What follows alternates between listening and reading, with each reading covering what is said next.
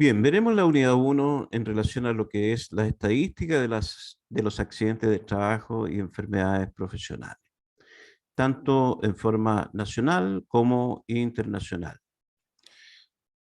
Según estimaciones más recientes de la Organización Internacional del Trabajo, cada día más de 1 millón de personas se lesionan en su trabajo y cada día mueren 7.500 personas a causa de accidentes o enfermedades relacionadas con el trabajo, lo que implica que 374 millones de trabajadores en el mundo sufren cada año accidentes del trabajo no mortales y más de 2.780.000 trabajadores mueren cada año como consecuencia de su trabajo, de los cuales 2,4 están relacionados con enfermedades.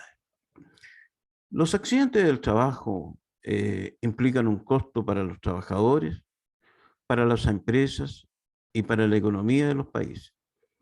Para los trabajadores, los accidentes no solo implican un costo físico, sino también puede significar costos familiares, sociales, psicológicos y económicos. Razón por la que, más allá de la obligación legal derivada del deber de protección que tiene el empleador con sus trabajadores, hay un deber ético y moral de cuidado de las personas que estén bajo las órdenes de un empleador.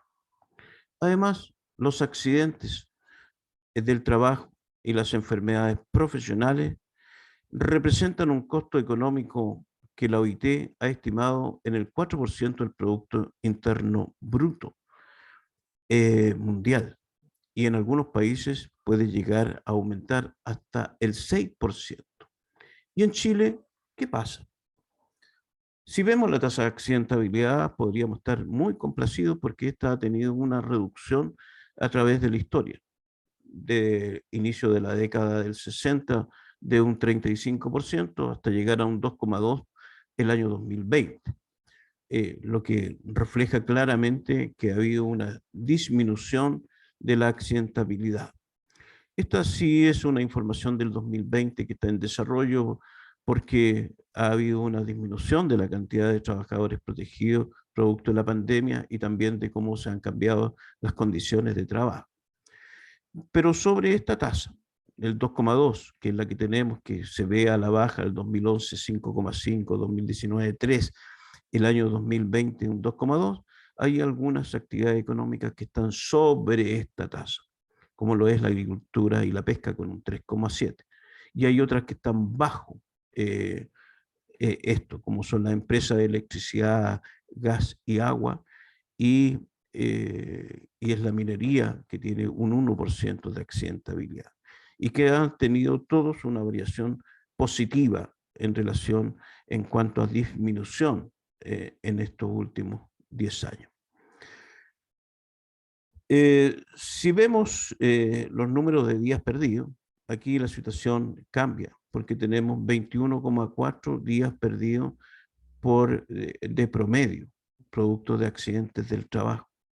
Sin embargo, la minería anota 36,7, es decir, 15,3 días más que el promedio nacional. Y hay algunas actividades económicas que tienen una menor cantidad de días perdidos.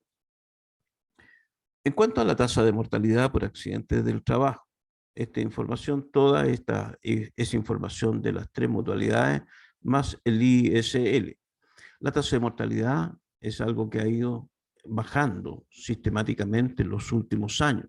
Sin embargo, aún no logramos alcanzar la tasa esperada y propuesta en la Política Nacional de Seguridad y Salud en el Trabajo, que era un 2,5 para el año 2020, meta que no se logró.